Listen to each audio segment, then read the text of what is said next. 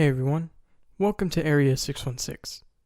There was a lot riding on Jessica Jones Season 2.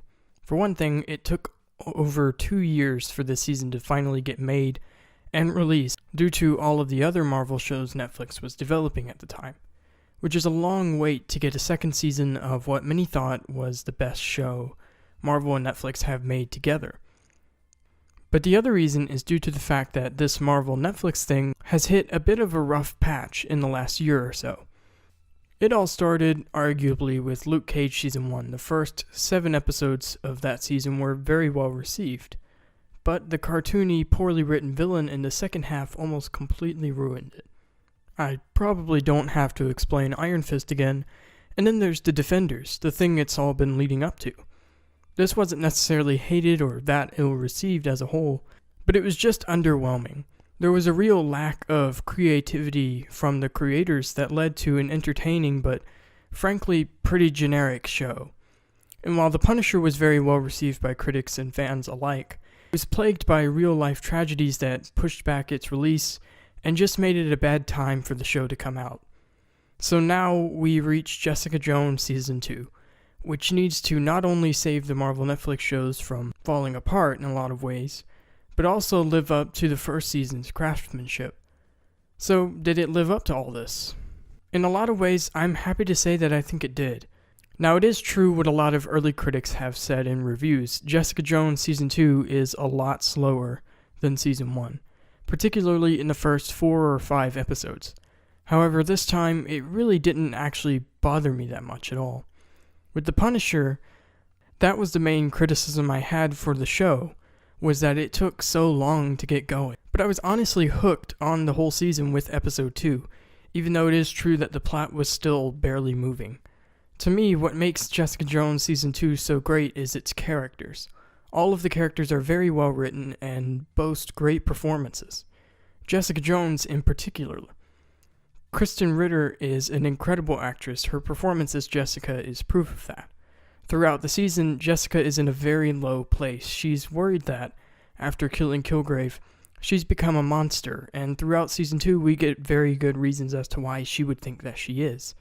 She's much more willing to do immoral things than even the other morally gray Marvel Netflix heroes are, except maybe the Punisher. The supporting casts are all given a ton of really interesting stuff to work with as well, with Trish feeling powerless and unfulfilled, Malcolm working to become a PI like Jessica, and Hogarth being diagnosed with ALS. But this show deals with all this in very dark and much more realistic ways. By the end of the season, basically everything has fallen apart. Jessica and Trish's previously bulletproof friendship has been completely destroyed. Malcolm has quit his job at Alias Investigations to work for its competitor, Price Ching, as well as him and Trish also growing apart. And Hogarth was manipulated and robbed blind, and while she's still got her high position, the disease is still looming large. With everything she's been through, Jessica ends Season 2 having either cut herself away from or been abandoned by all of her friends. But it's not all bad. Jessica is in a slightly better mind space, and is now spending more time with her lover, Oscar, and his son, Vito. Now is probably a good time to talk about some of the new characters. Oscar is Jessica's new love interest and her building's new superintendent. Many fans of the comics have been wanting these shows to go the way of the source material, and have Luke and Jessica stay together and ultimately get married and all of that. But with the introduction of this character and Luke's love of Claire Temple, that's not likely to happen anytime soon.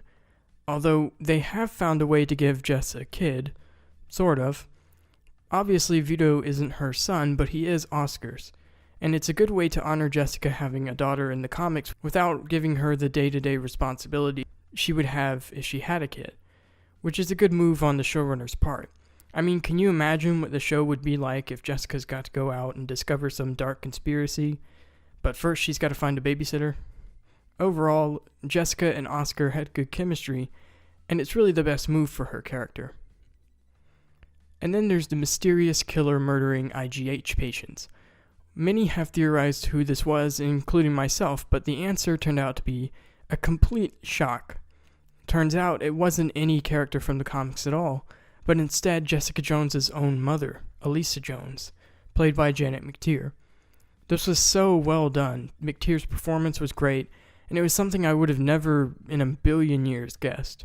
Turns out she and Jessica both survived the crash and were given powers by IGH's founder, Dr. Carl Malice.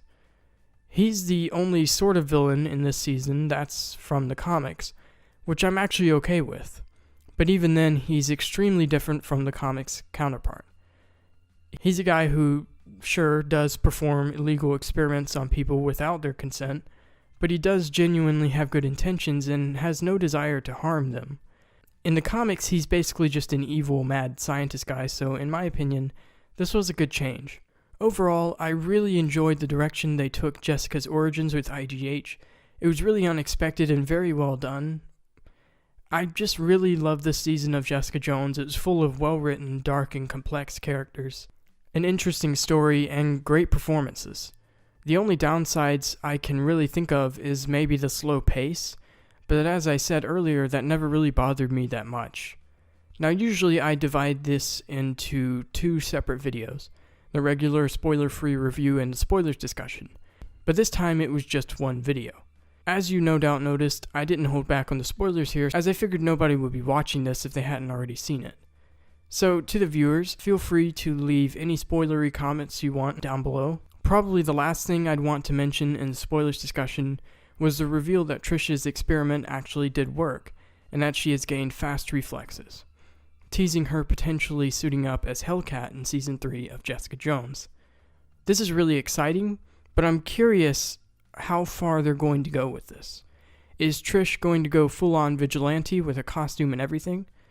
If so, I wonder how she'll get things like the claws and how they'll translate the color set and the distinctive mask to the screen.